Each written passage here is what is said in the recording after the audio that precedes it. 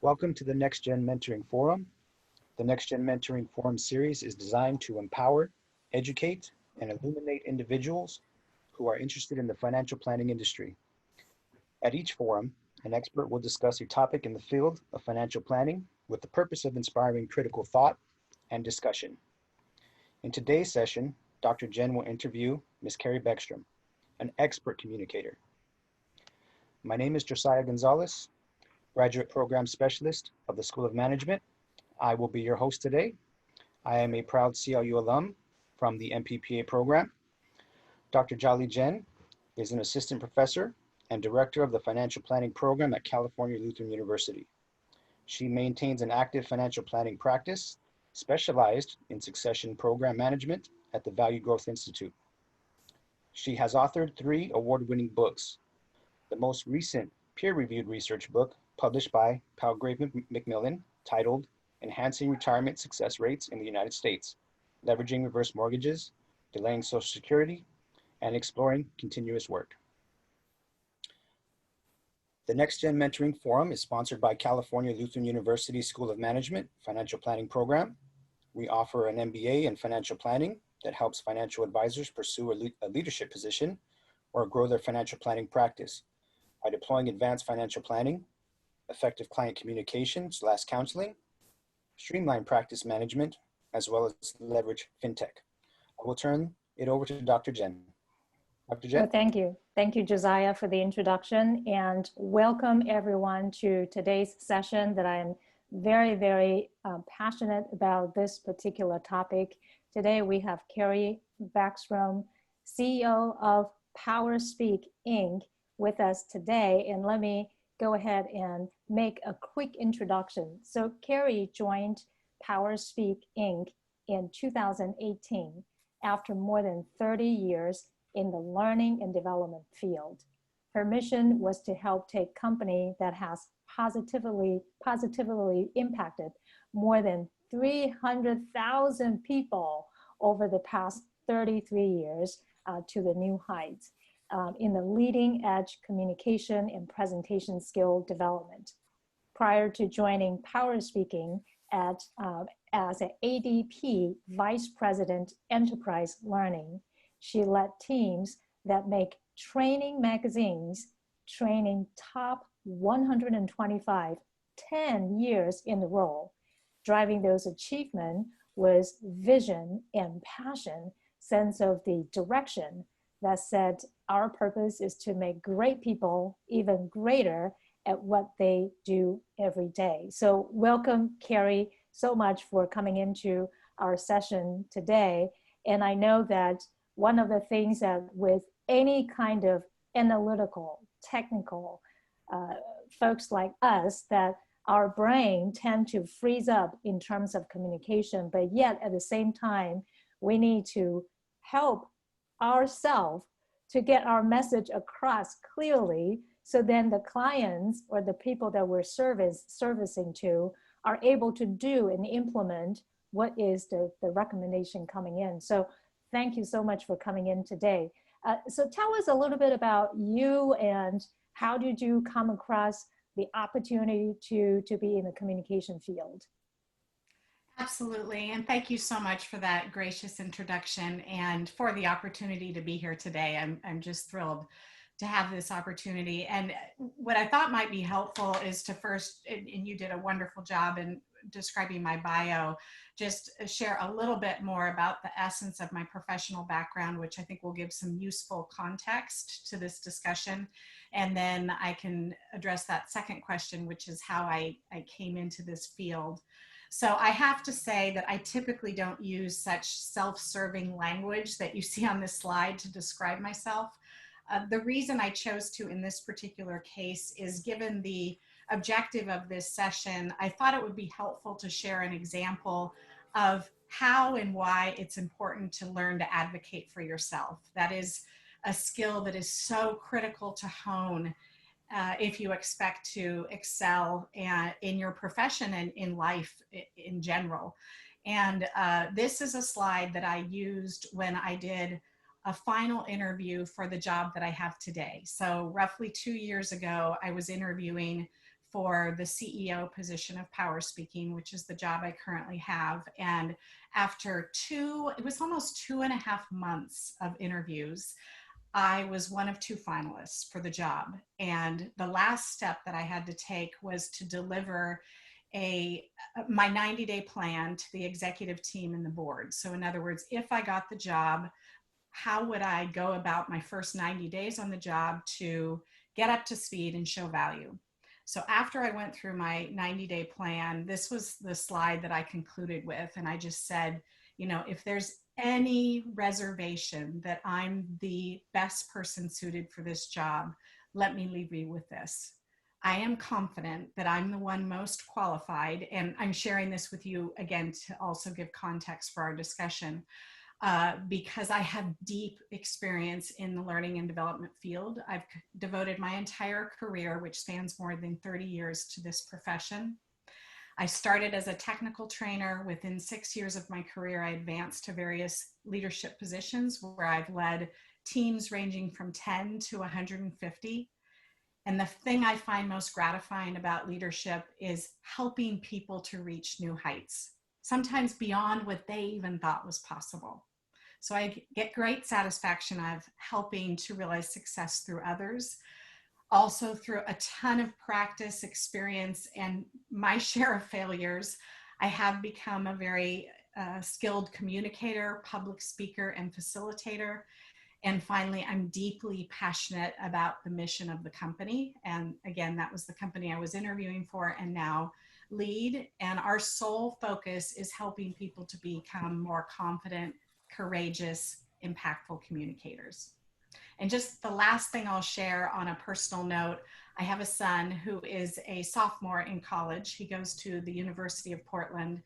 And I mention that because he, like many of you, is adjusting to online learning. And I just want to say, for those of you that are students, how much I admire and applaud you for adjusting to the new format.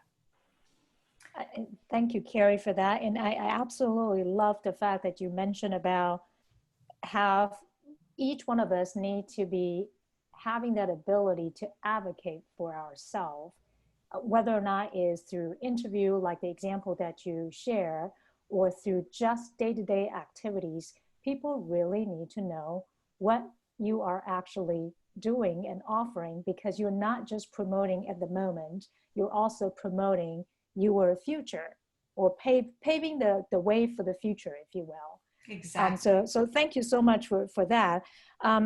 There are 2 things that you mentioned there that struck me that I believe a lot of people tend to get stuck in, and that is, one is practicing and the other is failures.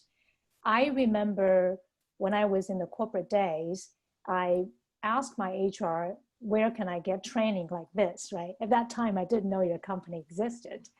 And so I went to a company in Georgia, and obviously I didn't have any practice, but I knew I was so bad at it. They recorded the 3-day sessions, and I never really watched that cassette. It's a video cassette. And for after years and years and years gone by, I decided to have the courage to actually watch myself, how poorly that I've done in those sessions. The video was no longer working because we don't have the machine at home anymore. And so I think that the courage for each one of us to face, not necessarily think it's a failure, I think that is probably something we need to retrain ourselves to look at it as a lesson learned, right? So can you talk to us about how does people get the effective practice in place, as well as how to see failure differently so they can actually get better in communication? Oh gosh, I just love that question. And yes, watching yourself through a recording can be one of the most painful experiences, yet one of the most revealing and truly transformational. I mean, it probably goes without saying, we do that in every single one of our workshops. People get videotaped, as you described, multiple times, and then you play it back with a coach. So a few things in terms of how to kind of reframe the failure is to first and foremost be so clear on your strengths. I'm sure, although you saw things that you didn't like and maybe didn't even realize that you were doing, I'm sure you also identified some things that you did well. So focus first on that and capitalize on the things you know well, you do well. And that might be your subject matter expertise. Maybe you're reticent to do public speaking and presentations in a more formal environment, but you know your stuff in and out. Capitalize on that and then build from there. I also think it's important to remember, and I tell my son this all the time, that the most rewarding things in life come from when you stretch outside of your comfort zone, right? That's where you realize the greatest advancement, the greatest fulfillment, the greatest positive change. But it's scary and it will result in some failure. But with that failure comes lessons that you can learn from and just get better going forward. The thing I want to say about the practicing, obviously training, research, reading about how to enhance your communication skills absolutely helps. You know, get techniques, get frameworks, get tips, get best practices, and then commit to practicing. I love how you talked about the practicing, Jolly. And something that's critically important is if you do nothing else, make sure you have your opening down pat, whether it's an interview you're preparing for, a difficult discussion, a pitch to a client, a presentation. If nothing else, rehearse that opening and have it down pat, because first impressions are lasting impressions. And think of it like this: you have roughly 1 to 2 minutes to succeed or fail. 1 to 2 minutes. That's typically how long it takes to form a first impression. So if you come out strong out of the gate, your audience is going to be much more forgiving if you falter a little later. If you start weak, though, it's so much harder to recover. And it also helps to reduce nerves for folks that find it to be a pretty daunting endeavor. And thank you very much for build on that. You talked about each one of us all have the strength that we ought to capitalize at, right? And you're right. Why are we so worried about what we already know, right? Spend the time to do something else, right?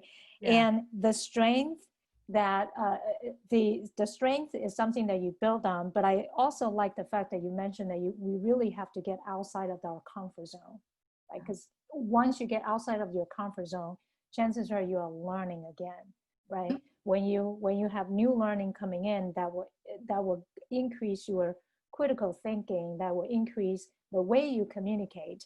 But I like the most about the practicing that you mentioned regarding about the first impression, right? That 1 to 2 minutes, that's all you've got. Mm-hmm. And it's decided very, very quickly. Now, I remember in regarding about the practicing, now people might be interpreting this like practicing for the interview or practicing for a presentation. But I remember when I was back, this is probably a decade ago, one of my sales coach actually told me that to go to a Toastmaster. At the time, I actually didn't know what Toastmaster is. I thought she was talking about toasters. I really, really thought she was talking about toaster, and she did not bother to tell me what it is. She just told me that go to this website, go figure it out, and then just report back to me what your experience was. And who knew, after 6 years spending time practicing in Toastmasters, not only I was able to accomplish all the levels, but the most important thing, I think that with that structured practice, sure, you're not probably going to get the techniques like compared to Power Speak, but with that routine practice, what I got out of the most is the ability to handle the confidence that you deliver your talk, and how to then translate that into your talk. There is every time when I see someone deliver a talk, there's always a passion built into their talk. And that only comes through when you have a proper practice in place. And so I wanted to kind of check with you of this message that you say here. we know that communication is really, really important, regardless about the position you play today, the position you're going to play tomorrow. But here you say communication is not a soft skill. So tell us, why is it not a soft skill, but a must have? Yeah. And I just want to compliment you on how you devoted yourself to Toastmasters and really taking the time to practice, because I'm obviously biased. I'm in the communication field. However, I've seen this time and time again. I think it's one of those skills that you really can never, ever work on practicing and fine-tuning enough, because the way in which you present yourself largely influences how you're perceived, which of course has an impact on your overall success. So regardless of your profession, regardless of your goals, your life pursuits, it will serve you well, which is one of the reasons why I would say it's a must. I'm not sure how many of you have seen the research. You probably have. There is more and more research coming out indicating that things like communication skills, and I actually was on a webinar last week that was delivered by Josh Bersin, who's one of the leading thought leaders in the human capital management space. And he's referring to these skills, including communication and other behavioral skills, as the new power skills. And if you go to the next slide, Jolly, I can cite for you an example of a study that was recently done by the World Economic Forum. And what they have found is that the number one skill that recruiters and CEOs and employers are seeking from graduates are referred to as either power or social capital skills. And those include things such as the ability to effectively communicate both in writing and verbally, the ability to effectively collaborate within teams, and the ability to influence others. And there's a lot of drivers for this. One has to do with just the increased complexity of the workplace. Many corporations today are obviously global. They're highly matrixed, and one's ability to get acclimated within a corporate environment and frankly survive has to do with their ability to effectively develop and cultivate strong relationships. And that starts with strong communication, the ability to effectively listen, identify, relate, compel, persuade, etc. So that's one. And then I can share this one other one with you, which I just saw again in the webinar that I attended last week that I mentioned. Jolly, if you could go to the next slide.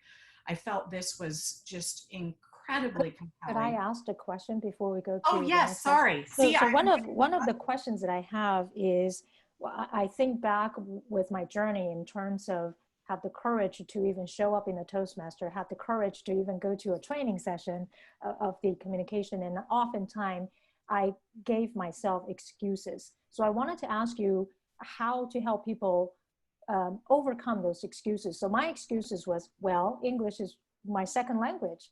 I'm bound to make mistakes. Therefore, I don't really need to work on that. That's one. The second mistake, or the second things that I oftentimes see other people play out, was that we just don't have that confidence. And confidence, so the confidence, whether or not it's a confidence or the second language or whatever that is, we make excuses. So what can we do to help people overcome those excuses and just face the reality? So do you have any advice for that?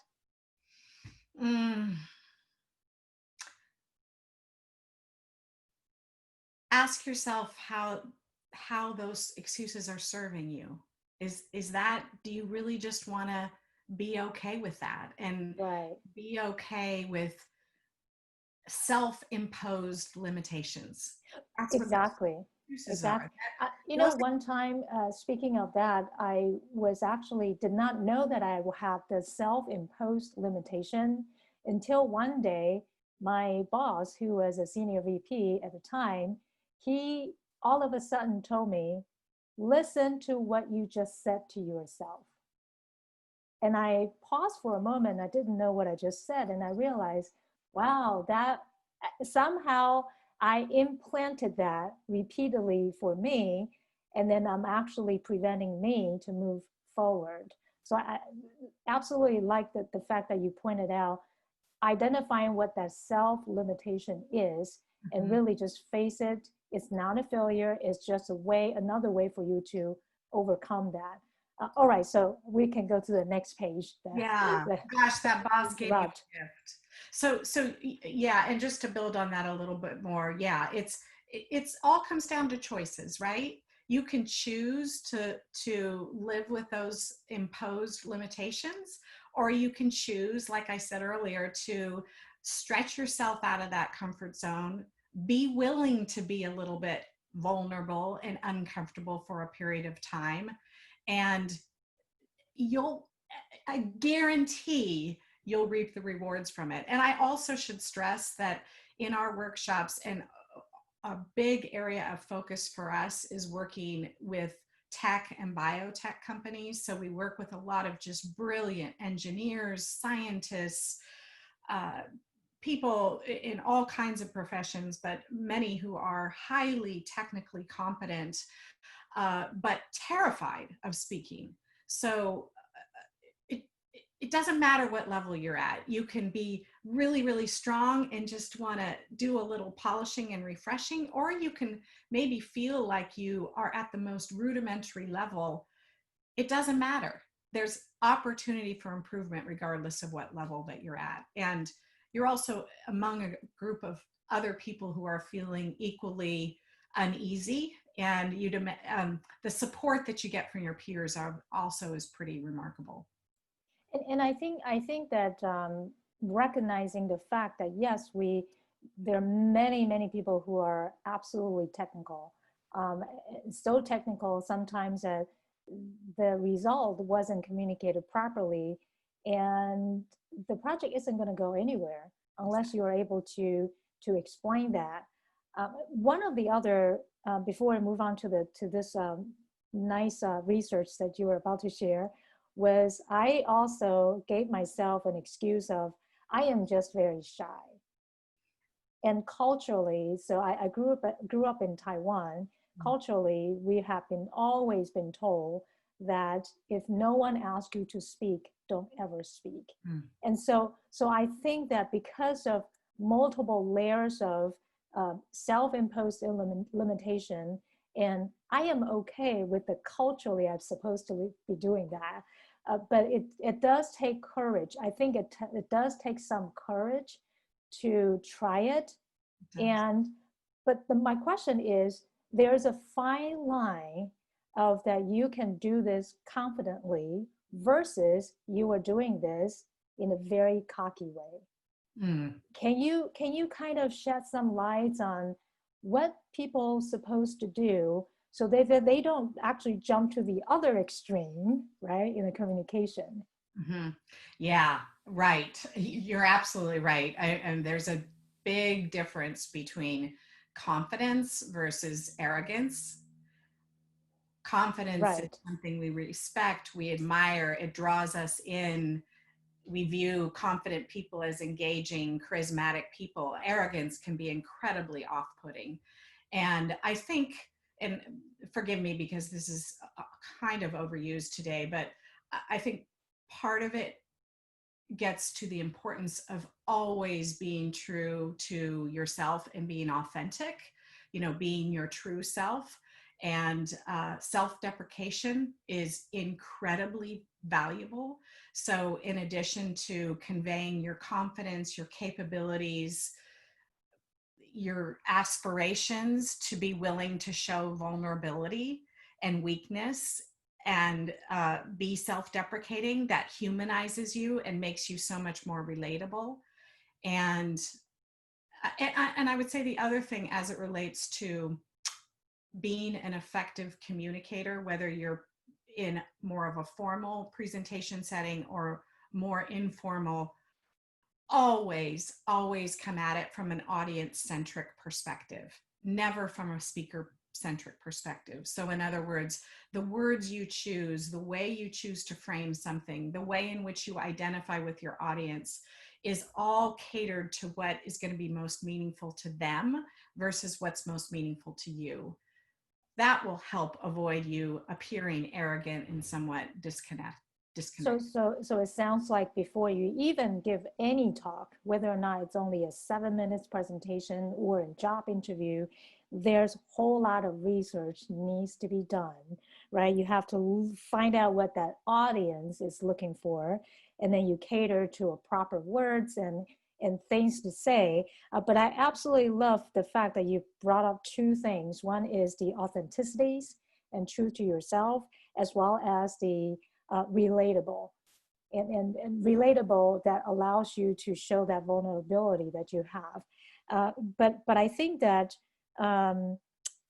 would you care to talk a little bit about in terms of audience centrics? Can you give us some example of if someone were to do a presentation tomorrow or to go on to a job interview for the next level of the position, what kind of research could they do to find out what that audience centric is, so then they could appropriately prepare themselves for that particular talk? Absolutely. Absolutely. So a technique that I share a lot is referred to as analyzing the audience DNA. And in this context, DNA stands for demographics, needs, and attitudes. So I'll talk in a minute about how you gather this data, but first kind of describe the model. So first you want to consider, and Jolly, I'm sorry, let me back up for a second. To me, and I love how you position this as part of being a successful communicator is the preparation. It's just not how you show up in the moment, but it's the work you do in advance to be successful in that moment. And before you even get into audience analysis, always remember the importance of beginning with the end in mind, meaning be crystal clear on what it is you want to achieve. What's the desired outcome of the meeting, of the interview, of the presentation, of the client pitch, whatever type of interaction it is. And I know that may sound obvious, but I'm amazed. And again, I've been in the corporate environment for 30 plus years, how often that's overlooked.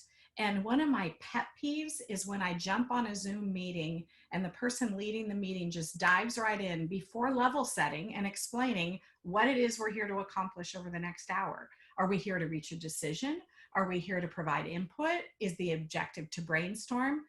So purpose helps to focus the discussion and increases the likelihood that you're going to achieve the desired outcome. So that's first. Once you're really zeroed in and on that purpose, the next step is to really understand your audience and ensure that you're catering the discussion to your audience's needs. So back to the DNA. So with demographics, that's where you're researching what are the roles and responsibilities of the individuals that I'm going to be speaking to. Are there politics, pecking orders that I should be aware of? Any group dynamics that I should be mindful of? What's their level of knowledge associated with what we're going to be talking about? Can I assume that they'll already have a frame of reference, or do I have to be extra careful to avoid acronyms, language, technical language that they're not necessarily going to understand? Are there ethnic or gender considerations I should take into account? So those are things you want to take into account from a demographic standpoint. The next is the needs, and this is so essential. So why should my audience care about this topic? And even more importantly, what's in it for them? Not what's in it for you, but what's in it for them. And in the training world, we call that the WIFM, the what's in it for me. You really want to be laser focused on that WIFM and weave that WIFM throughout your conversation, throughout your presentation. And then the last component is to anticipate the attitudes that you may be up against. Are you going to have advocates? Will there be some adversaries? Maybe some naysayers, some skeptics? Because obviously, the more you can anticipate the behaviors that might come up in the moment, the better prepared you are to pivot on the spot, overcome objections, overcome challenging interactions that may come up. And then obviously, thanks to this social media world in which we live, you have all kinds of resources at your disposal to garner that intel, right? You've got LinkedIn, you've got all the social media accounts are just rich with data on your audience. And I think that you point out something really, really critical here. And that is that a lot of time people could tell me that, well, I'm just going to wing this meeting, right? Even if people told me that, I know they prepare for it. They may kind of tell you that they didn't prepare for it, but given with the right experience, sure, you might be able to wing it. I like the fact that you say you have to, number one, zero in on what is the purpose of the talk, right? Whether or not you are there to get a decision, get the funding, or whatever that you need to do, you need to really laser focus of that. And then tell people before you actually begin. And then the second thing is understanding your audience. You mentioned about, I like the fact that you break the demographics down to the details of, don't make any assumptions, right? Your audience may not know what you are about to talk about, or they may not understand the background that you are talking about. So don't make any of those assumptions and study your audience roles and responsibility carefully before you step into that presentation. The needs that you mentioned about what's in it for them, right? And I think that was something that I have always struggled with in the past, where I'm trying to imagine what they need, right? And then all of a sudden somebody told me, like my daughter or my husband, they would tell me, why don't you just ask them? Yeah, exactly. Yeah, what a brilliant idea. Why don't I have to imagine? Why don't I just go and ask what their expectation is, right? And at the end of the day, there are always many different ways that you can get what the audience are looking for, what's in it for them. And the attitude, I absolutely like the fact that you mentioned about attitude. We always have to anticipate the unknown, right? And one of the unknowns is objections. Whether or not you're there for an interview, whether or not you're there presenting a case, objection is something that if you could anticipate, you will probably have the right answer. Maybe not so right, but you will have something ready to say. So, in the sales world, I'm not the greatest sales, but I know the lingo of that oftentimes people say that you need to prepare a list of objections. Could you talk a little bit about what type of objections that people tend to run into?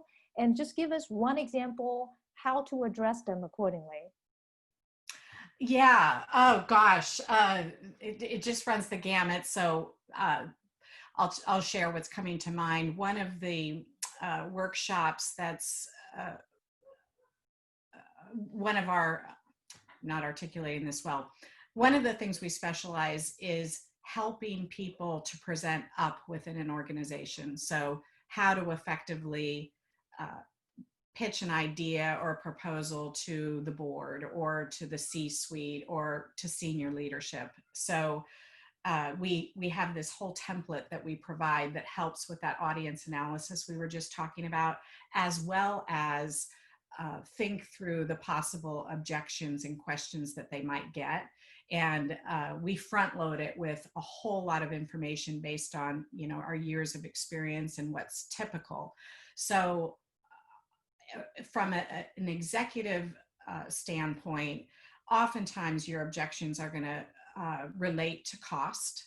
You know, have you carefully evaluated the ROI? How can you be confident that there's going to be a return on this investment? What alternatives have you considered? There's oftentimes issues with regard to resources because, you know, within organizations, there's always a battle often for those precious resources and finite budgets that leaders are up against. You also have to be really mindful that they're being pitched ideas all the time. They're being asked for funding all the time. So you need to really think through, why is your particular idea or proposal so compelling and should rise above all the others? So that might be an example of a question or objection. have you thoroughly vetted this? Have you talked to my counterparts? If I went and spoke to HR, are they going to be bought in and in agreement? So I'm not sure if I'm answering, Jolly. I think I'm talking more about the types of. Yeah, you are. I think that the key here is that all of the things that you just mentioned, no one needs to reinvent the wheel, right? Somebody like your company or many other companies out there that have these templates ready, have a list of these objections ready, that your job to prepare up for that moment is to have them ready so then you know how to handle that. And I like the fact that you mentioned it's not just the typical numbers that you have to address, like the financial numbers you address, but you also have to think about those stakeholders, who's going to be impacted. And take that into the consideration. So I'm going to let you go back to the slide that we have in front of us regarding about the research. Yeah, and thank you for stopping me. I was just zooming ahead. There's just one other thing I want to say on what you were just asking about. Don't ever fake it. If you get a question or an objection that you were not prepared for, you don't know how to overcome, you don't have the answer to, be honest. It goes back to that authenticity. You know, that's and I think that it's okay that some people have a different philosophy around it. Usually what I say is, I don't know the answer. I will get back to you. Exactly. Right. That will be me. But a lot of time people then will add, well, I'm sorry. You don't have to apologize for it, because there's going to be a lot of time that you don't anticipate something come up. It's not because you didn't do a full research. It's because that these executives or even investors that you're pitching to, they have their own mind of thinking about something outside of the box that maybe you're just not there yet. You're just trying to catch up with what they're thinking about. And so it is okay to say, I do not know the answer, but I will definitely get back to you within such and such time frame. Yeah, that's a very important consideration. I actually don't have that information, but I will follow up by X date and then follow through. Right, exactly. Yes, I love how you said, there's no reason to apologize.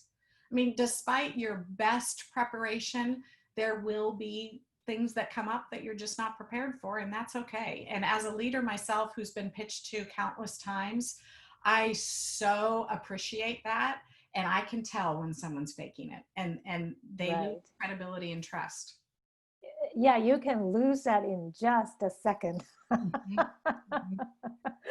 All right, so let's talk about this wonderful research in front of us. Yeah, and as I mentioned, I saw this in a webinar that I had referenced earlier that Josh Bersin had shared, and it was in support of this concept of soft skills being the new power skills and why they are so coveted. And I thought this particular study just really drives it home. So in this research, wages were examined over a 30-year period. And as you can see from this, over this inflationary 30-year period, the job roles that accelerated in terms of wages were those that combined in this chart. It says high social and high math. And what that really translates to is those so-called soft skills. I'll argue they're the power skills, the behavioral skills, and the more technical skills. So for those in this session that are studying finance or in financial careers, the translation for you is that a way to really differentiate yourself and give yourself an edge is to focus on coupling your financial acumen and expertise with equally strong communication and other types of soft skills. And I can just say from personal experience, you mentioned that prior to joining Power Speaking, I was with ADP for over 19 years and had the benefit of working with many, many financial partners within the company. And I kind of saw two types. And a business unit president I used to work for said it so perfectly. He said, there's those financial partners that tell the news and there's those that make the news. And the distinction there is, let's say your financial partner is reviewing the last month's P&L and cite, how we performed against budget, how we performed against forecasts, where we had our greatest variances. I can do that. I can look at a P&L and come to those same conclusions. Don't just tell me the news, make the news. What insights can we glean from this financial information? What decisions should we be making as a result of what this data is telling us? What actions do we want to take based on these financial results? So providing those insights versus just sharing the data, basically. And I think that's really critical in terms of our topic today, is to use effective communication to lead client, right? So you point on very important thing where everyone can tell you what that number is, right? Everyone could. You don't need people to tell you, you can read it. Yes. But the insight, and I like that you stressed that, is the insight. What does that actually tell me? What decision should I make? And what type of action should be immediately following that decision? And I think those are the things that oftentimes is missing, because we oftentimes see number as some sort of scientific fiction. But if you can't relate that back to your audience, then effectively you didn't actually make the news, using your term for that. And so if you could talk a little bit more about how does one accumulate that sort of acumen to be able to tell the insight, to be able to have the courage to help people make that decision, because not a lot of people have the guts to do that. They might intuitively know, but they did not know how to get that out. Do you have any suggestions for that? Well, certainly a lot of it comes through experience. I think taking the initiative to seek out mentors that can serve as sounding boards, that can you use as a coach and a mentor, maybe preceding a financial review.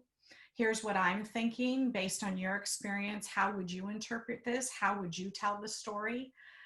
The way I've always kind of sought out mentors are people that I admire that really stand out and just have, the courage to ask, would you be willing to spend just a little bit of time with me? And if not, is there someone else that you would recommend? Those are the main things that come to mind. Yeah, and I think that in the work, in the way that we work, asking people to be your mentor is not as difficult as you think, because you're actually complimenting that person in a way. Yeah. And I have always encouraged my students or colleagues of mine that everyone, including my own daughter as well, that everyone should have, and this might be too much, but I always say that you always need to have about 3 mentors. One is 2 levels above you within the company. Mm-hmm. 2 is in a different division, maybe the same company or outside of the company, but the 3rd one has to be absolutely outside of your industry. Yes. And oftentimes I tell my friends, my daughters and students that the reason you have mentors, of course you are going to grow. Of course you're going to learn from how to gain their experience and insights to help you. But the most important thing that I don't think that people oftentimes focus enough, and that is ask your mentor to help you expand your network. It is really who you actually make the connections that it is able to push you to the different worlds, if you will. And so don't lose sight of working with mentor about building your own network through their network. So yeah, I absolutely agree regarding about having coach and having mentor certainly can shorten your time and experience to gain that insights. Yes. So thank you so much for sharing that research, understanding that ultimately for anyone to move up, whether or not you're in the corporate world or in your own business, the marrying the both of the technical skill as well as the insight and the acumen that you have, the soft skill, if you will, the power skill you call it. Yes. It's really a nice way of combining of a full package of you, if you will, that we circle back to the very beginning of the talk, advocating yourself, right?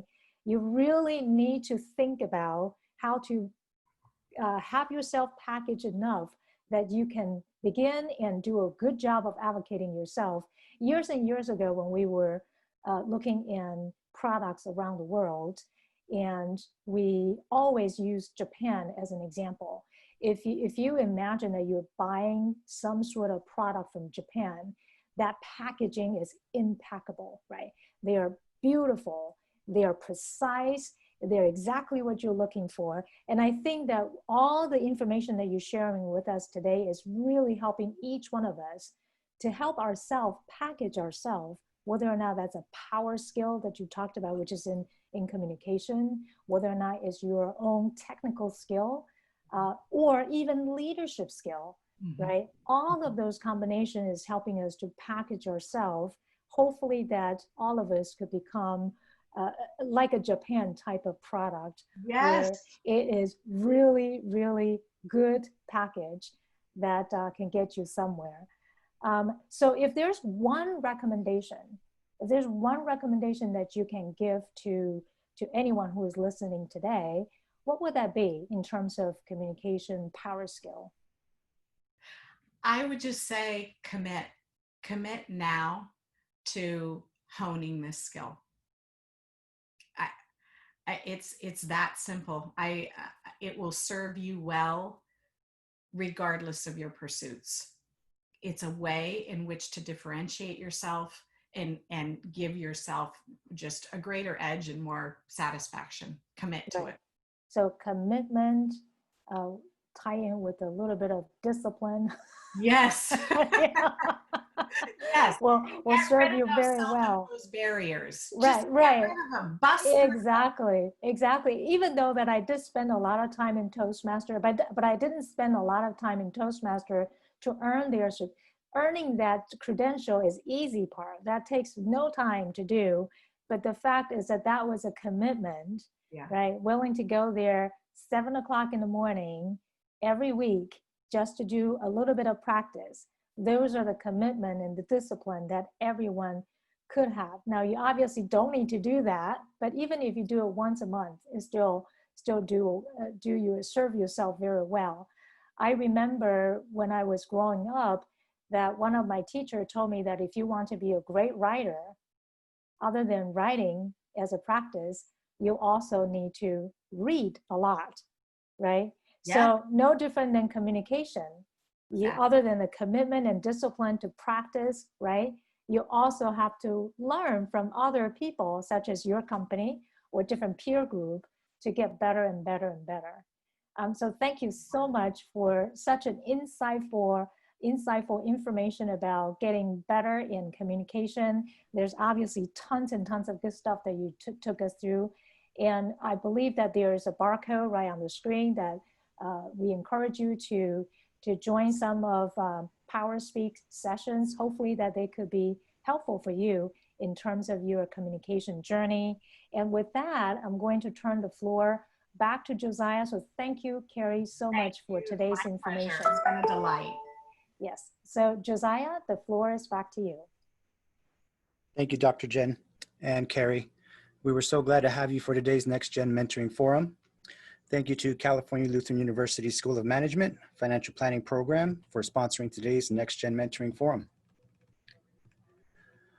California Lutheran University School of Management offers an MBA in financial planning, helps financial advisors pursue a leadership position or grow their financial planning practice by deploying advanced financial planning, effective client communication / counseling, streamlined practice management, as well as leverage fintech. Please sign up for our next info session for more. In our next webinar, Dr. Jen will interview Sheena Parrish, AFC, the Executive Director of AFCPE on October 7th, 2020 at 1 p.m. Pacific Standard Time on the need for financial counseling. Thank you all and see you at the upcoming Next Gen Mentoring Forum.